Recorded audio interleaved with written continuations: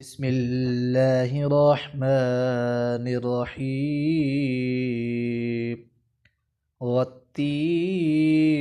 والزيتون وطور سينين وهذا البلد الأمين لقد خلقنا الإنسان في أحسن تقويم ثم رددناه أسفل سافلين إلا الذين آمنوا وعملوا الصالحات فلهم أجر غير ممنون